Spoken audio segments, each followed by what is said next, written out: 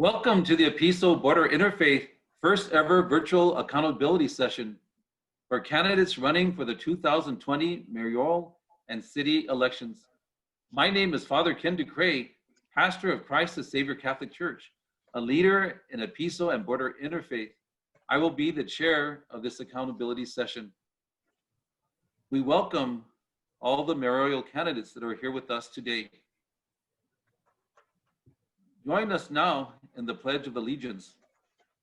I pledge allegiance to the flag of the United States of America, and to the republic for which it stands, one nation under God, indivisible, with liberty and justice for all.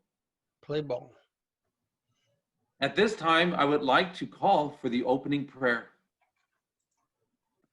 My name is Father Justin Gibson. I'm the priest at St. Francis on the Hill Episcopal Church, a member of EPISO Border Interfaith. O God, you have made us in your own image and redeemed us through Jesus, your Son. Look with compassion on the whole human family. Take away the arrogance and hatred which infect our hearts. Break down the walls that separate us. Unite us in the bonds of love, and work through our struggle and confusion to accomplish the purposes on earth, that in good time all nations and races may serve you in harmony around your heavenly throne. Through Jesus Christ our Lord. Amen. EPISO and Border Interfaith is a grassroots organizing effort spanning the county of El Paso from the west side, northeast, far east side, lower valley, central El Paso, and consists of 15 member institutions, including Catholic, Lutheran, Episcopalian, Presbyterian, and the Metropolitan Community Church. If you're viewing this accountability session on social media, you should be able to see a listing of the member institutions of our organization on your screen. At this time, the Reverend Pablo Mata will give the focus for this accountability session. Good evening. My name is Father Pablo Mata from EPISO and Border Interfaith. Often in talking with people in our community, I hear, why be involved? People find it hard to believe that there will be improvements in their communities.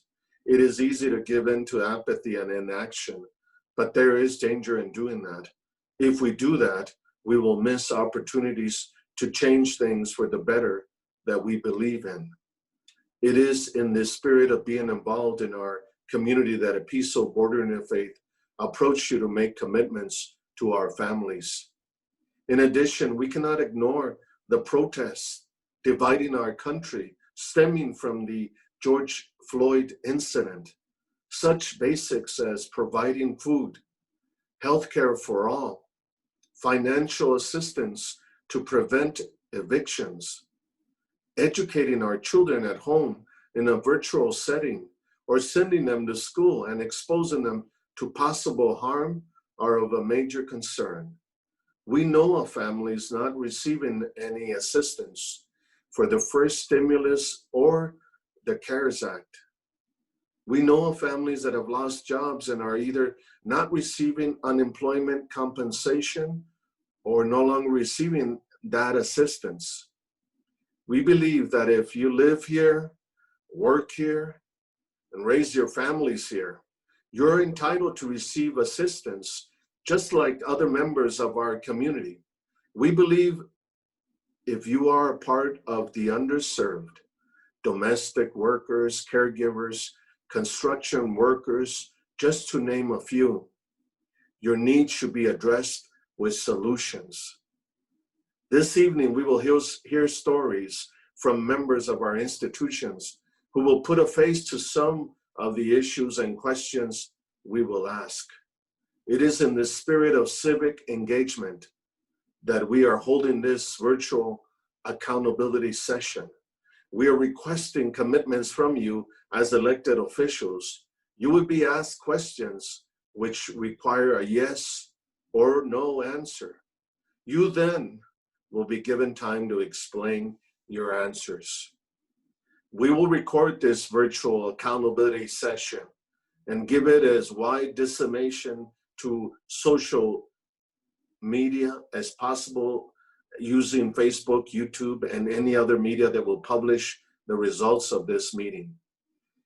Lastly, we ask that if you win, you meet with us within 30 days of taking office.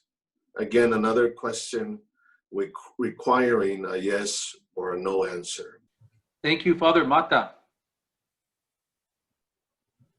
Now we will hear stories from some of our leaders who will put a face on our agenda of family issues.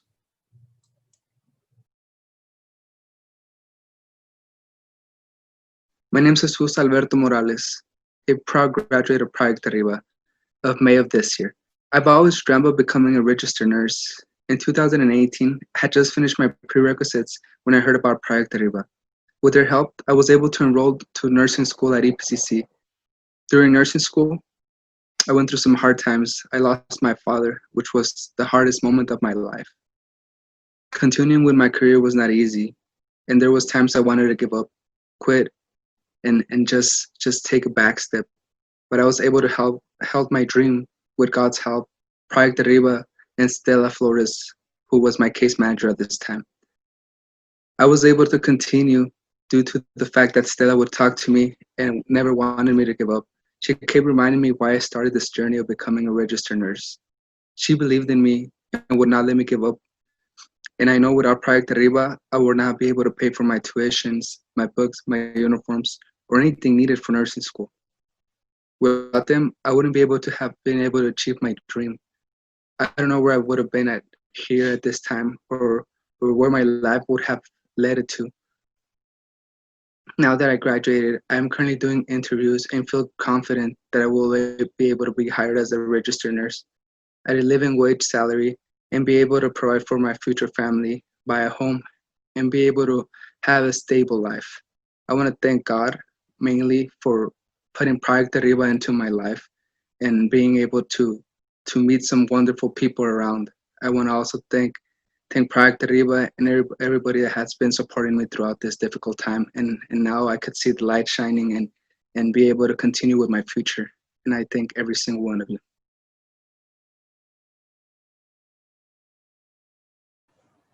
Buenas tardes, mi nombre es Claudia García, soy miembro de EPISO y Board of Interfaith.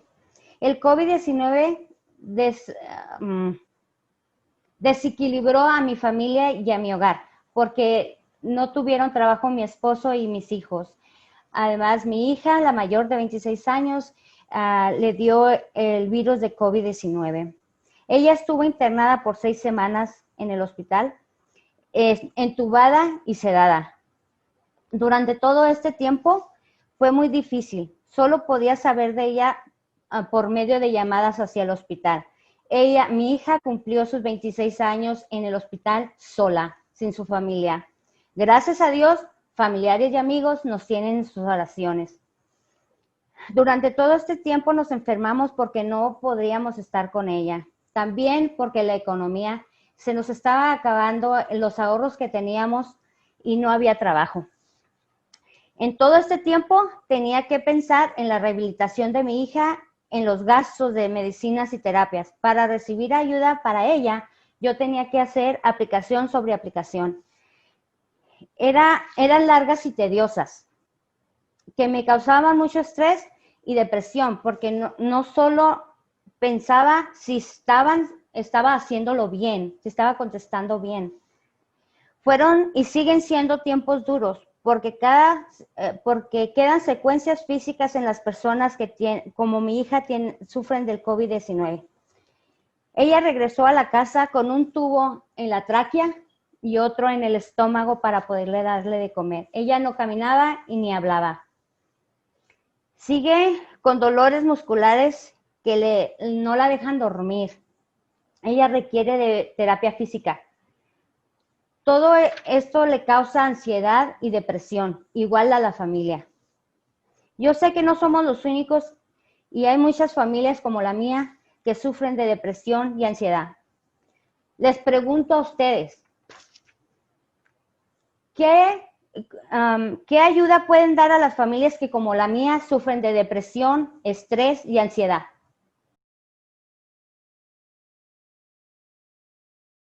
Good evening. I am Alicia Franco, a member of Christ the Savior Catholic Church and a leader with EPISO and Border Interfaith.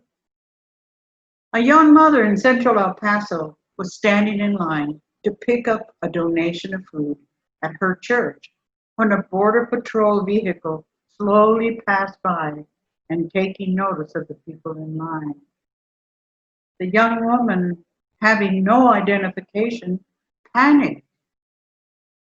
She ran in the opposite direction. The Border Patrol noticed and made a U-turn towards her. They questioned her and detained her.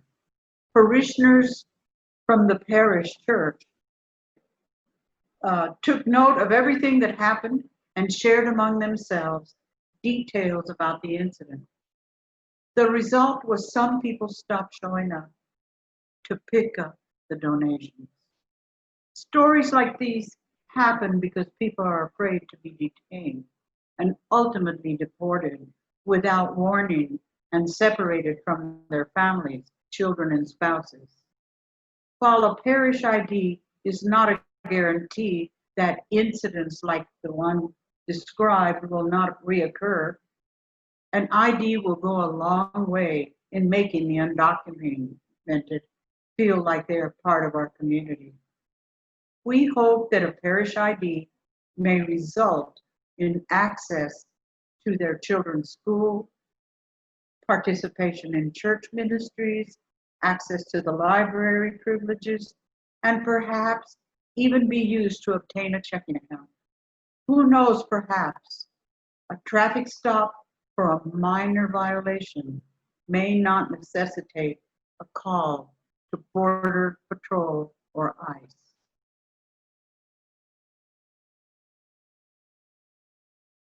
Good evening. My name is Rosa E. Lujan, member of St. Thomas Aquinas Catholic Church and a leader with EPISO Border Interfaith. I am a mother, a grandmother, and a retired educator and administrator. Schools are going through unprecedented changes during this pandemic crisis. Children are receiving online classroom instruction via the internet. I have talked to parents. Many of them do not have computers or internet. They have shared their struggles, especially when they have encountered problems when there are several school-aged children in the home. This lack of access to the internet has compromised their education and creates inequitable education for students. This affects families and students and adults as well. Families are not getting vital information or connecting to the schools. Those with only phone access have a hard time getting required forms. The city provides free internet service in the downtown area. The city needs to expand service that is free, reliable, and accessible throughout the community to ensure that students have access to the internet, Wi-Fi. This will provide equitable education to the students who are now at a disadvantage.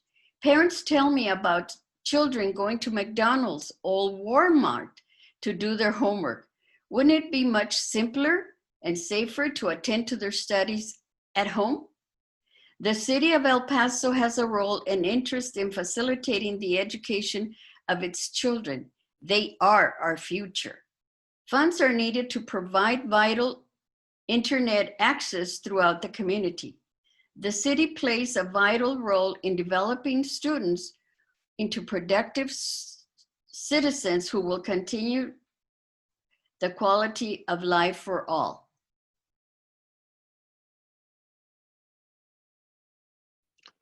Good afternoon. My name is Daniel Tirres, member of St. Thomas Aquinas Catholic Church and leader with the EPISO Border Interfaith. Our organization gets our issues and thus our questions from our community member institutions. People voice concerns about issues at house meetings. We listen and then ask questions concerning those issues. Of major concern is police accountability. Parishioners in our community are concerned about what's happening in our country pertaining to police accountability issues and are afraid we are not doing enough to anticipate problems in this area. We are the 6th largest city in Texas, but our police department does not wear body cameras. Although body cameras are not the cure-all for everything concerning police accountability, we feel that having body cams and making them mandatory to wear by police officers is the first step in a right direction. Our interviews with candidates, we noted barriers to securing body cams, such as costs associated with the storage of videos. That issue, that is cost, should not be a barrier that prevents us from moving on. That is not acceptable. There must be a plan set in place to secure body cams and making their use mandatory. Already in our past, there have been instances where body cams may have helped police officers and the public exhibit more restraint and could have possibly contributed to a more measured approach to a situation by the police. We must have body cams. It is the first step in a process that will serve our community. Thank you. Thank you to our storytellers who put a face on our agenda of family issues. Now let us hear the questions to the candidates. Good afternoon. I am Eloiso de Avila, member of St. John Paul II Catholic Church and leader with EPISO Border Interfaith. We invited all candidates to join us today. Thank you to those of you who are present. Let me say something about the format and the questions that we ask of you as candidates. We have had lengthy discussions with you in interviews with you before today. We've met you, gotten to know you, and you have gotten to know us. Because of extensive interviews with you, you know what our organization is about, where we stand on our agenda concerning family issues. Our questions are to the point. We want yes or no responses because we want to know whether you will support our positions on these matters. A reminder, candidates, you will have a total of 2 minutes within which to answer all 6 questions. You will be able to see how much time you have left on the screen when you answer. These are the questions. Number 1, economic development. The city has recognized Project Arriba as an arm of its own economic development plan. When the current funding cycle expires in 2023, will you vote to continue funding for Project Arriba so it can keep bringing people in our community out of poverty? Yes or no? Underserved. With the current pandemic situation, will you work to support giving all taxpayers in our community assistance to include basic necessities such as financial, rental, or mortgage assistance, food and shelter for all? Yes or no? Immigration. Will you support by resolution the issuance of a parish ID established by the Diocese of El Paso so all members of our community, including non-Catholic denominations, may have some form of acceptable identification? Yes or no? Education infrastructure. Will you work to ensure internet connectivity is available to all people in our community? This means the city investing in internet accessibility throughout our community. Yes or no? Police accountability. Number 5. Given the rising concerns surrounding policing, it is important that necessary protections be instituted to protect both citizens and police. Body cameras are an important safeguard for all of us and will require dedicated funding from the city. If elected, will you work in the first 6 months of your term to develop a plan with a dedicated funding mechanism that will mandate the use of body cameras for El Paso police officers within 1 year? Yes or no? Healthcare. Number 6, you heard Claudia Garcia's story about how her trauma and grief affected all of her family. This is why we are calling for COVID-19 testing to continue, as well as expanding contact tracing. Will you continue to develop better support protocols for mental health services for all members of our community? Yes or no? One additional question. If elected, do you agree to meet with our organization within 30 days of taking office? Yes or no?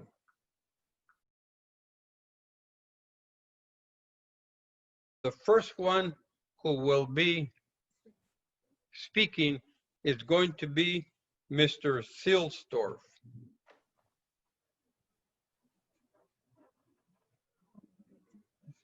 Hello, thank you all for letting me take part in your forum. I appreciate it, and I am a little disappointed that we don't have all our candidates in here. I just wanted to say, yes, I do agree with every question that was asked. And just to touch on a couple of those, as far as the economic development, I appreciate Project Arriba in helping those achieve otherwise unattainable goals, and I think that's a huge important part in our community, and I would definitely continue with the funding in 2023, as well as collaborate with Project Arriba on how we can make jobs more accessible to more of our community. As far as the underserved and immigration, I'm just going to combine those two. I am very deep in my faith, and I listen to God when he says that we should treat all sojourners as our own and take care of them. So absolutely, and I find it appalling that Border Patrol would go to an area that people are going when they need assistance to try to scare people. As far as education infrastructure, I'll tie that in with or it has to do with the internet. The city already has internet all over the city. It uses it with the emergency medical services and the police department. So I would definitely look into funding to boost that service to help, provide internet to all those that are underserved. Police accountability, I think that's, it's appalling that we don't have body cameras right now, and especially since Representative or Miss, I can't remember. Anyways, the CARE Act is supposed to help us take care of that issue. As far as healthcare, I think we definitely need to have a satellite area for those that are affected by COVID, so they can see their loved ones instead of listening over the phone. Thank you. Thank you, Mr. Silsdorf. And I do have you already scheduled on January 20th, by the way. Okay. Mr. Diablo, your final question to him, or are you going to ask it at the end?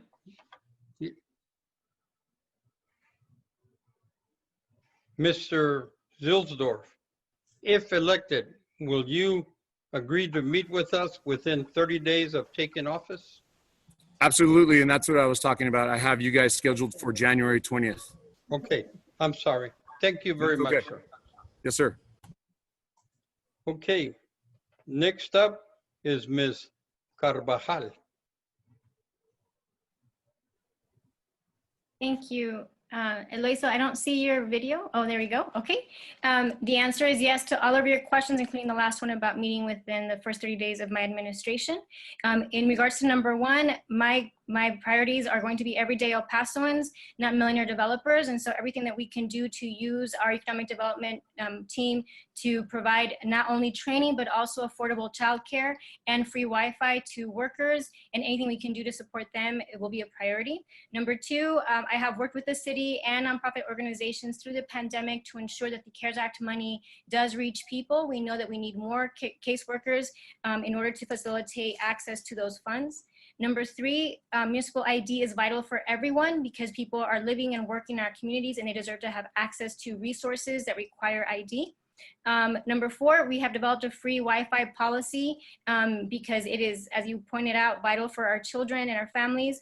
Number five, I agree with the body cameras, but it's not enough. The Breonna Taylor case in Kentucky demonstrates that body cameras are either not worn, they're turned off, or the video is gone missing. So that is why I have called for a transformation of the police department in its entirety, and that's on our website, veroformayor.com.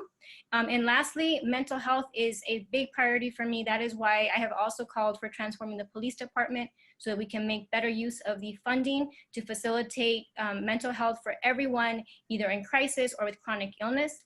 Agradezco el trabajo de EPISO y de Border Faith. He contestado las preguntas en afirmativo. Estoy comprometida a ayudar a la gente del Paso a poder acceder a su al ingreso público, ¿no? A los beneficios públicos en esta comunidad en vez de enriquecer a la gente millonaria. Tenemos que enfocarnos en las familias, en los trabajadores, en la educación, en una policía que nos represente a todos y que no nos cause daño a ninguno. Gracias. And Ms. Carvajal, were you agreed to meet with us within 30 days of taking office? Or did you already cover that? Yes. Okay. Yes, to both. Thank you. All right. Thank you very much, ma'am.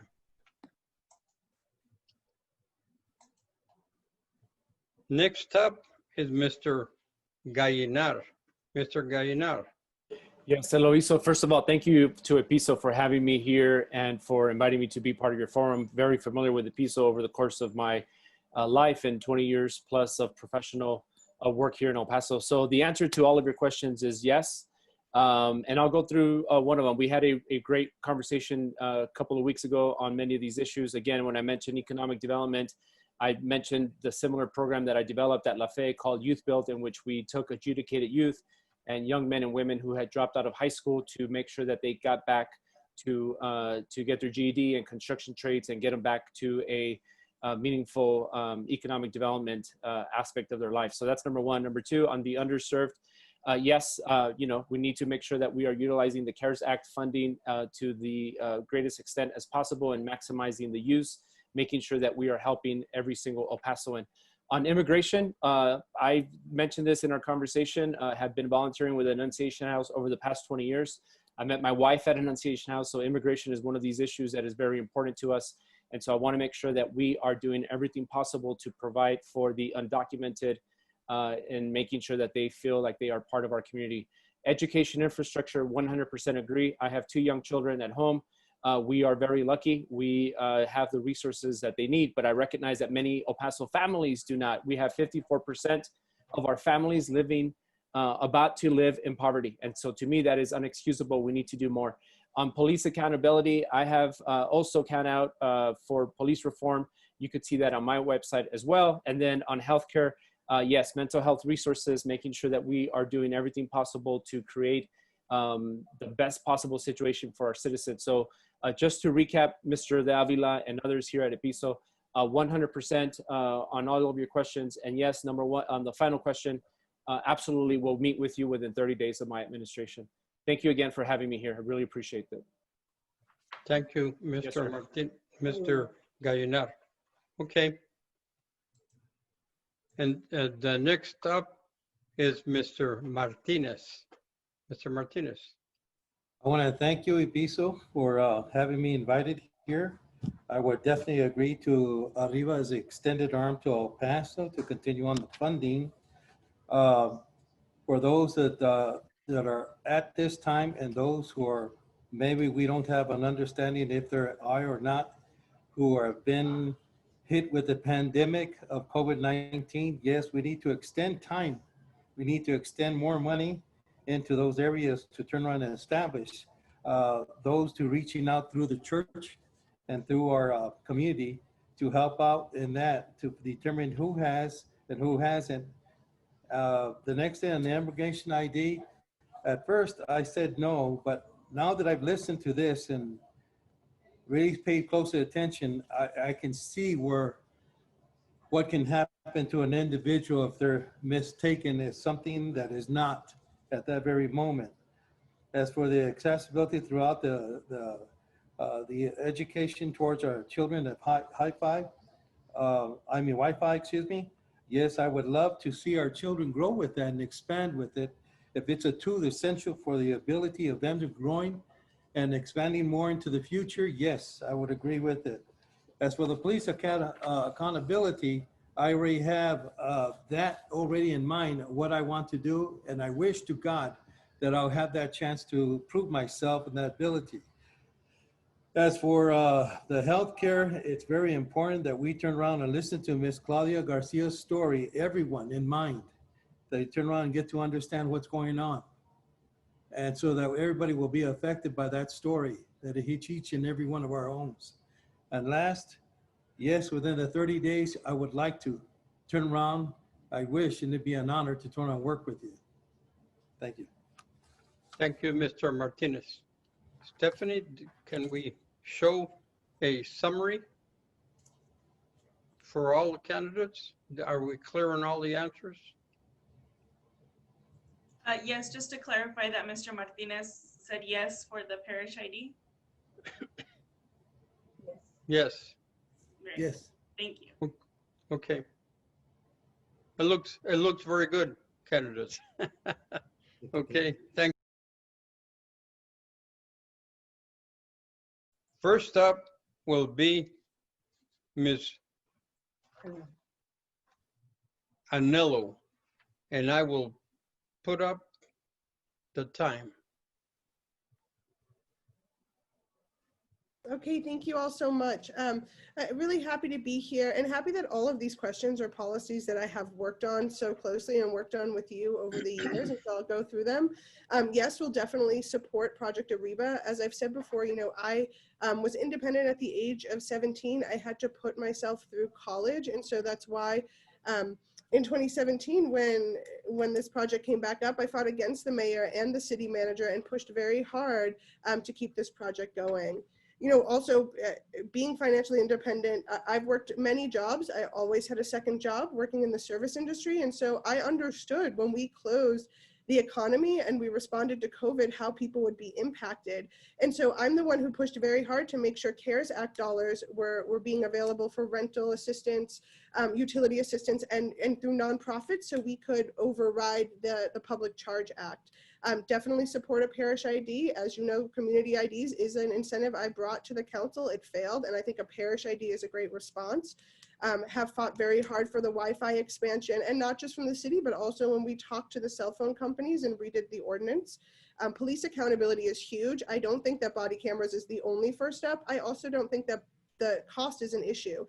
The police department has used grants to buy tear gas, rubber bullets over the last 4 years since I've been on council, and they have not once applied for body cameras as other cities and municipalities in the county have, including the sheriff's department.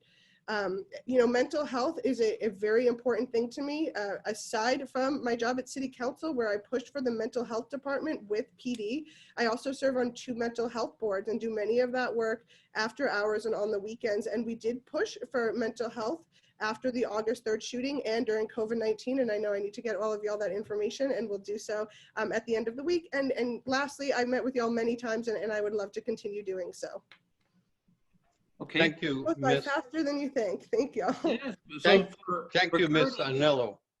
I guess I don't have to ask you whether or not you will meet with us within 30 days. You said yes. Ms. Anello, were all your responses yes to the questions? Yes, absolutely. I mean, again, I think those are all things that I've already done in the 4 years in office and want to continue doing. So 100% yes, and love your support on them. Thank you. Next up is Ms. Gutierrez. Ms. Gutierrez. Thank you for allowing me to be here. First one, Project Arriba, yes, absolutely, I will support that. Project Arriba is the only economic development program that is paid as a return on investment sevenfold. The second question, the underserved, yes, we have to continue to help the underserved in any way we can. On immigration, yes. The parish IDs, absolutely. I have experience in this. My parents were immigrants from Mexico. I'm a first generation El Pasoan, and I got to see what they went through, the struggle that they went through, and what they do for their children. So absolutely, I will support the parish IDs. What is the next question? Education and infrastructure. We have all seen that the great need for internet Wi-Fi capabilities citywide. And we've seen what the city has been able to do when they were tasked to do it. So I will support continuing to do anything to bring Wi-Fi citywide. Police accountability, absolutely we need cameras. I will support that 100%. I will not commit to 6 months. I will commit to putting that on the agenda, the very first agenda. If I am elected, that will be a directive to the city manager because that is paramount. And then the last one, the contract tracing, we absolutely have to continue to use CARE dollars and any other funding sources that we can get. Contract tracing is important. We cannot have a healthy economy if we do not have a healthy community. And yes, I will meet with any member, not just of the EPISO, but of any organization that wants to meet within 30 days or sooner. So gracias. Thank you for the opportunity to be here, and I appreciate it. Thank you. Thank you, Ms. Gutierrez.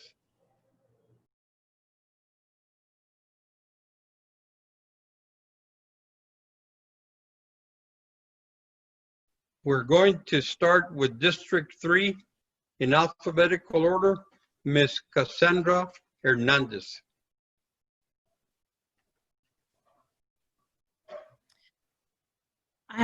Thank you to EPISO and Border Interfaith for the invitation. And so my answer to all the questions is yes. Here's why. As it relates to economic development, I certainly will support the program of Project Arriba because of the measurable outcomes and the impact of wages for our community. Project Arriba really has played a key role and will continue to play a key role with the aftermath of the pandemic, with economic development and recovery. As it relates to the underserved population, I met with EPISO and Border Interfaith when we first received the CARES Act funds. You all gave me the insight and the information I needed. And as a result, I played a key role in drafting a resolution that gave an earmarked dollars and budgets for rental assistance, for utility assistance, for grocery assistance and gift cards. And so certainly I will continue to support that endeavor. For the topic of immigration, yes, I support a parishioner ID. I stand for inclusivity of our undocumented and migrant communities. I am a second generation American. My family comes from Ciudad Juarez and Chihuahua, so it's important for me that they have the resources they need to be productive members of our community. And as it relates to education and infrastructure, I will continue to support citywide Wi-Fi. I think it's imperative to help elevate our communities that are most disenfranchised. Police accountability, yes, I will support body cameras for police officers, granted that we're able to use state and federal dollars, but we also have to consider the aftermath of the pandemic and how we need to shift our priorities, but making a plan is certainly something I can commit to. For healthcare, yes, I support protocols for health services and will continue to identify funding. I will meet with you all 30 days after taking office. I'm happy to meet with you all today and in the immediate future. I don't know how much time I have. Up. Your time is up. Thank you. That's 2 minutes. Thank you, Ms. Hernandez. I was going to ask you the additional question about, will you meet with us within 30 days after taking office? But you answered it. Thank you. Mr. Jose Luis Rodriguez. Yes, sir. Could you have the questions? I need the questions, or do you want me to pull them from my computer?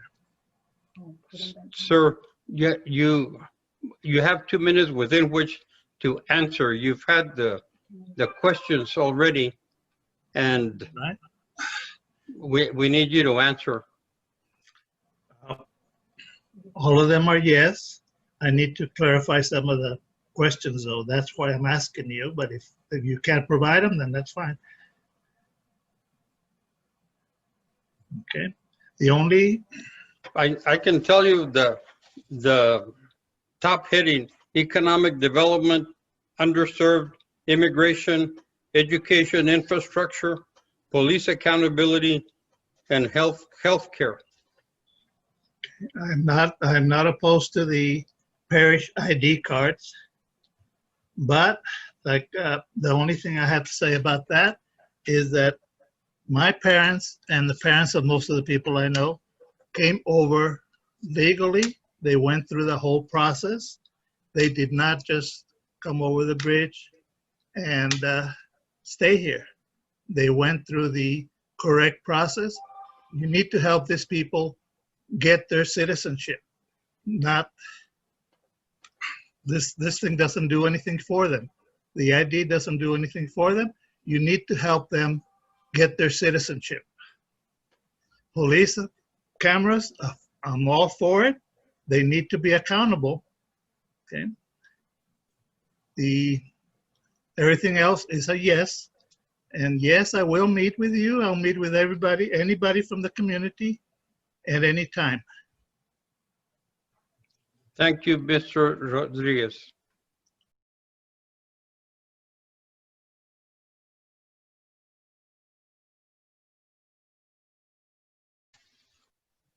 First up, Ms. Dorothy Bird.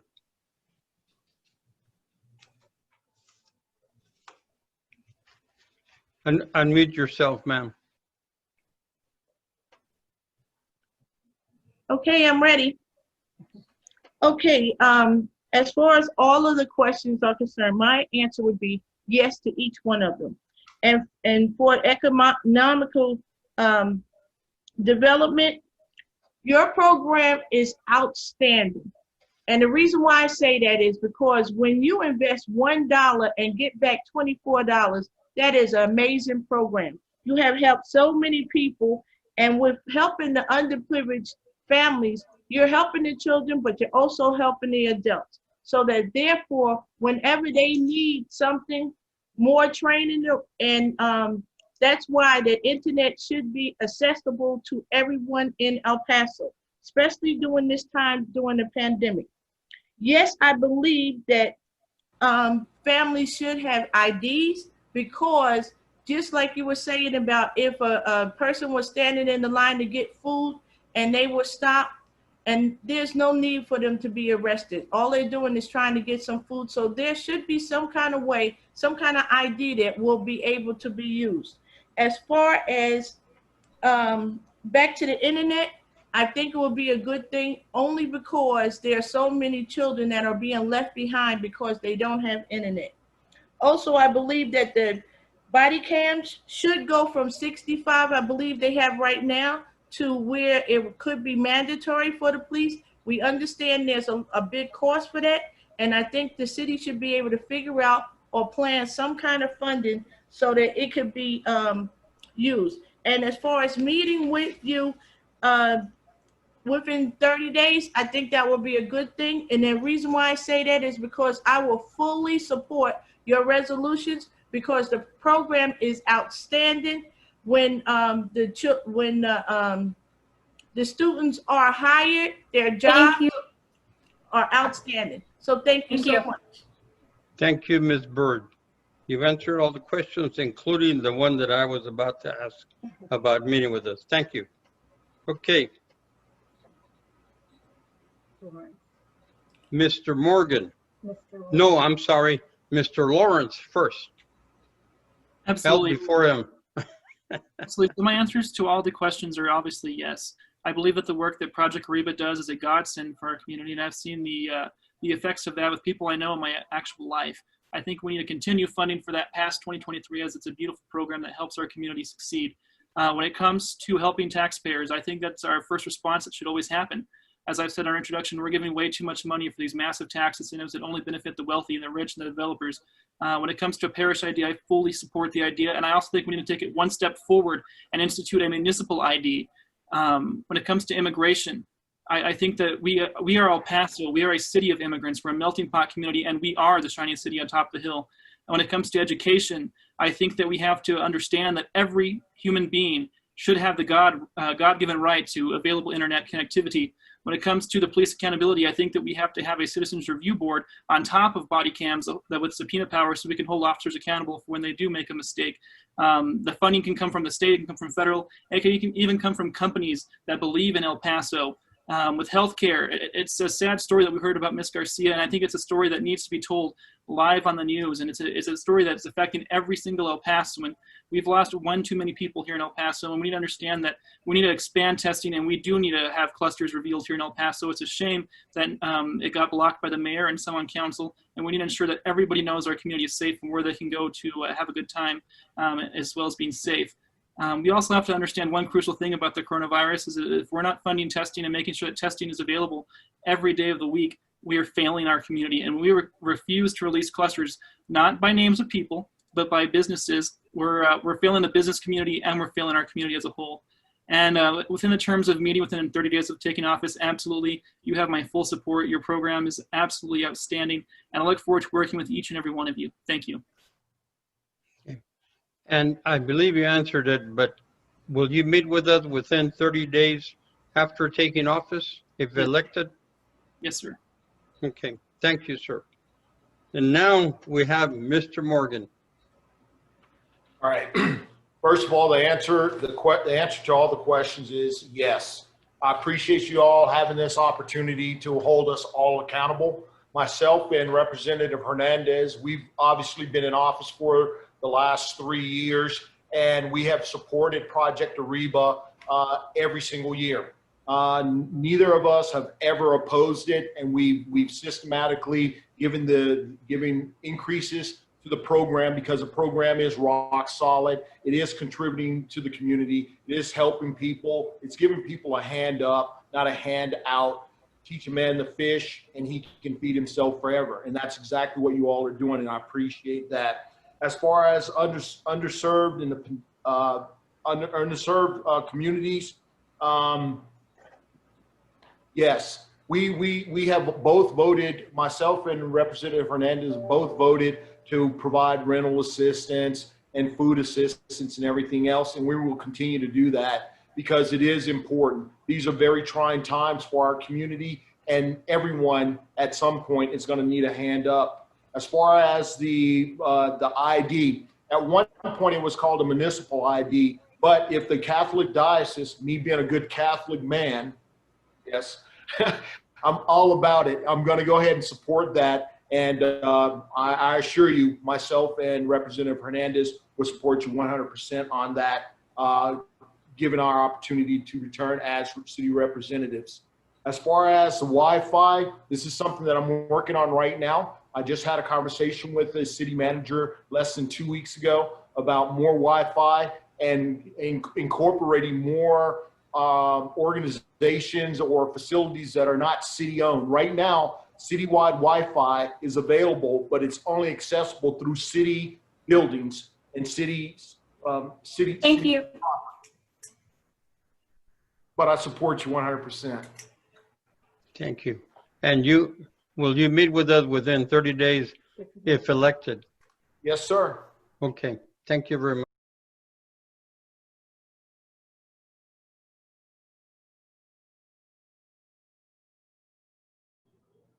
Next up is Mr. Montes. Okay, ready. Go ahead. Are you, okay, so from the first one on down? Yes. Okay, so in terms of economic development, yes, I support ensuring that Project Ariba gets those kinds of resources. Number two, yes, absolutely providing community assistance is important. Immigration, passing municipal IDs, and ensuring that there are those kinds of protections, yes. Ensuring that we have interconnectivity, yes. Police-side accountability, that is going to be a priority for me, yes. In terms of healthcare, yes, I will work to ensure that there's expansion of contract tracing. And of course, yes, of course, I agree to meet with you all within 30 days of taking office. I believe that's very important in terms of community engagement. Okay. Have you answered all of them? Mental Yes. health? Yes, and of course, when it comes to mental health, now that I'm looking at it, sir, yes, of course, I myself suffer from, have suffered from an anxiety disorder, and I know the kind of difficulty somebody in our community can experience having that kind of disorder, especially when you're trying to just talk to anybody, when you're trying to just go in public and, you know, work. Anxiety can be incredibly crippling, and I think providing options and resources for people to just have the support that they need, you know, at the rec center level, at the senior center level, in all of our public facilities is very vital in ensuring that people have the support they need. Okay. And did you answer already, if elected, will you agree to meet with us within 30 days of taking office? Yes, I did. Yes, I do. Okay. Thank you very We'd like to thank all the candidates for your participation. We have listened to the candidates' responses. Let us continue our important work to increase voter participation. Are we ready? ¿Estamos listos? Estamos listos. We can do a lot in a month. Continue signing up people on our Standing for Families agenda form. Reach out to members of our institutions, family members, neighbors, and friends, and get their commitment to vote. Early voting begins on October 13th and ends on October 30th. Are we ready? ¿Estamos listos? Ready. Before we end, let us have our closing prayer. Hello, my name is Diana Linden Johnson. I'm the pastor of Peace Lutheran Church on the west side of El Paso, and we are members of Border Interfaith and EPISO. Please pray with me. Good and gracious God, we give thanks for this time together and for your Spirit's presence with us, moving between and around us as a spirit of change and growth and reconciliation. We ask your continued presence as we go from this place, that you may watch over all your beloved and move us to love, care for, and serve our neighbors in all that we say and do. In your holy name we pray. Amen. Go in peace. Thank you, Pastor Johnson. This concludes our virtual accountability session. Continue to get out the vote, and everybody stay safe.